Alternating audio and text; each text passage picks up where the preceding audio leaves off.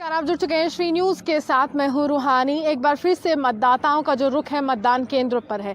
कारण यही है कि डीडीसी चुनाव का आगाज हो चुका है और आज की तारीख काफी अहम रहने वाली है और बहुत से प्रत्याशियों की किस्मत जो है यहाँ पर आजमाई जाएगी। वो किस्मत इस प्रकार आजमाई जाएगी कि मतदान केंद्रों में कितना रुझान होता है और किस तरह से लोग वोटिंग सिस्टम में पार्टिसिपेट करते हैं, मतदाता मतदान करते हैं और मतदान केंद्रों के रुख करते हुए लोकतंत्र को मजबूत करते हैं।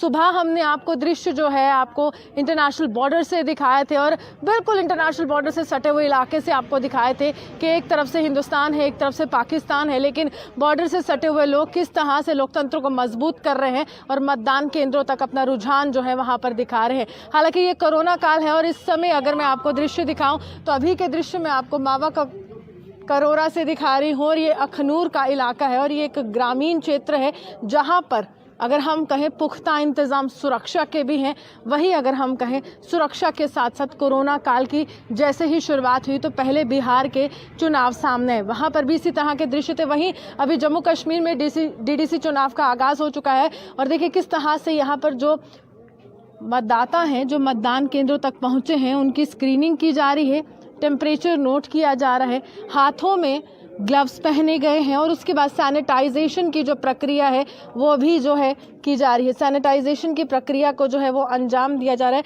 वहीं इस प्रकार अगर मैं आपको दृश्य दिखाऊं, ये देखिए यहाँ पर हाथों को जो है वो सैनिटाइज किया जा रहा है, उसके बाद ही आप वोट डालने के लिए आगे जा सकते हैं। ये मास्क यहाँ पर रखे गए हैं कि जिस व्यक्ति ने मास्क यहाँ पर नहीं पहने हैं उनको ये मास्क जो है वो उपलब्ध करवाया जाए, क्योंकि जान है तो जहान है। ये हम नहीं कहते हैं, देश के प्रधानमंत्री भी इसी तरह से कहते हैं। यहाँ पर अगर हम कहें पोस्टर्स के माध्यम से ये समझाने की भी कोशिश की गई है कि हमें कोरोना से किस प्रकार बचना है, कौन से 3 वो ऐसे विकल्प है जिनके जरिए हमें आगे बढ़ना है और जिनके जरिए हमें खुद को सुरक्षित रखना है। पहला है हाथों को बार बार धो, उसके बाद है सही से मास्क पहने, उसके बाद 2 गज की दूरी है जरूरी। हालांकि ये जो दृश्य है ये एक पोलिंग स्टेशन है, अखनूर का ये इलाका है और यहाँ पर अगर हमारे कैमरामैन आपको तस्वीरों में दिखा रहे हैं किस तरह से महिलाएं भी हैं, बुजुर्ग भी हैं, हर एक व्यक्ति जो है लोकतंत्र को मजबूत करने के लिए यहाँ पर आ रहा है। यहाँ के दृश्य अगर मैं दूसरी तरफ के दिखाऊं तो पूरी तरह से यहाँ पर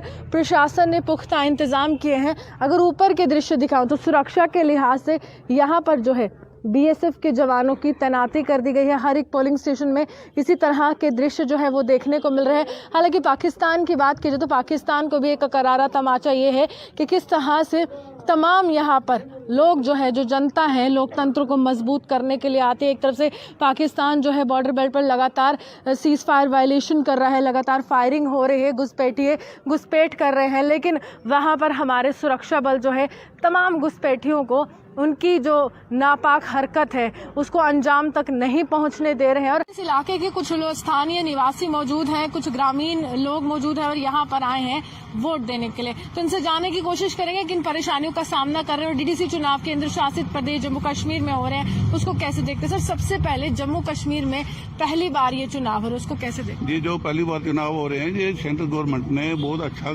काम किया है। एक लिंक बना है पंच से, पहले पंच की इलेक्शन हुई थी, उसके बाद पंच और सरपंच की, फिर डीडीसी चेयरमैन बनी, अब हमारी ये डीडीसी चेयरमैन बनेगी, इनके ऊपर फिर महामंत्री वो बनेंगे, आगे बनेंगे और ये अच्छे विकास के लिए अच्छा काम किया है हमारी गवर्नमेंट ने। अभी तक किन परेशानियों का सामना कर रहे हो कि चाहते हो कि जो भी डीडीसी चुनाव में जीत कर आए वो हल करे? हम ये चाहते हैं, पहले क्या होता था कि हम लोग चक्कर काटते रहते थे, अपने एमएलए साहब के पास जाना पड़ता था। अब क्या है, डायरेक्ट जो विकास होगा वो हमारा ब्लॉक वाइज होगा। डीडीसी जो चेयरमैन बनेगी वो ऊपर से डायरेक्ट उनके खाते में पैसा आएगा। ये बहुत अच्छा काम किया मोदी सरकार ने। चलिए, साफ तौर पर कुछ और हैं, ये युवा हैं और हमारे देश का भविष्य हमारे देश के युवाओं से होता है। किस उम्मीद के साथ आज वोट डालने आए? मैम, उम्मीद क्या, विकास होना चाहिए हमारे। डीडीसी की चुनाव जो हो रहे हैं पहली बार हो रहे हैं अभी बहुत देर के बाद, तो हम चाहते हैं कि विकास होना चाहिए, बाकी देखते हैं। को क्या परेशानी आ रही है यहाँ के लोगों को, जो अगर कोई व्यक्ति जीतता है जिसको आप सभी लोग वोट डालेंगे, जो आप चुनेंगे, वो किस तरह का काम करे? अभी फिलहाल क्या परेशानी आ रही है? परेशानी तो अभी कुछ नहीं है, अभी हमने वोट डाले हैं, देखते हैं कि क्या काम करते हैं, आगे जाके अच्छा ही होगा, इतनी उम्मीद रखते हैं। कोई उम्मीद है कि कोई काम जो अधूरा रहा है वो पूरा? इसलिए वोट डाले हमने, उम्मीद है कि काम करेंगे, इसलिए वोट हमने डाला है। लेकिन आगे थोड़ा और अच्छा करेंगे बहुत बढ़िया होगा। साफ तौर पर ये तमाम लोग फिलहाल जो है यहाँ पर वोटिंग सिस्टम में पार्टिसिपेट करते हैं और मतदान केंद्रों तक आते हैं और यही उम्मीद से यहाँ पर आए हैं कि जम्मू कश्मीर में धारा 370 की समाप्ति के बाद पहली बार डीडीसी चुनाव का आगाज हुआ है और उसको जो है कहीं ना कहीं अपनी पंचायतों को सशक्त करने की बात है और उस सशक्तिकरण के लिए आम जनता का घरों से बाहर निकलना जरूरी था, मतदान केंद्रों तक जाना जरूरी था और मतदान करना जरूरी था। इसी के साथ जर्नलिस्ट फारिस के साथ मैं रूहानी आपसे नमस्कार।